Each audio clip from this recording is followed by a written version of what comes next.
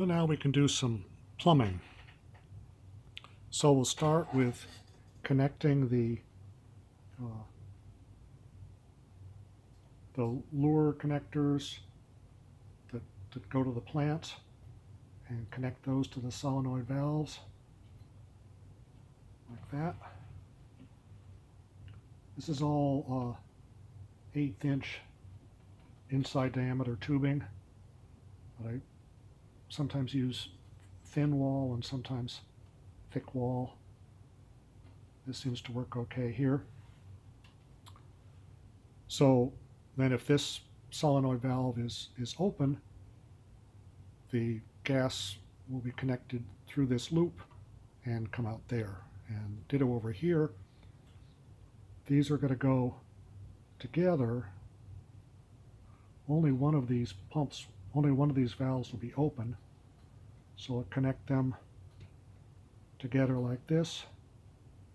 And whichever one is open will then go up and connect to the pump here. And then the outlet of the pump will come out here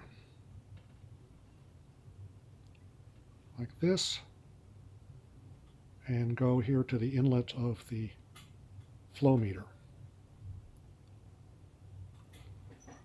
And finally, the flow meter, which kind of likes this thick wall tubing, outlet of the flow meter will go over here,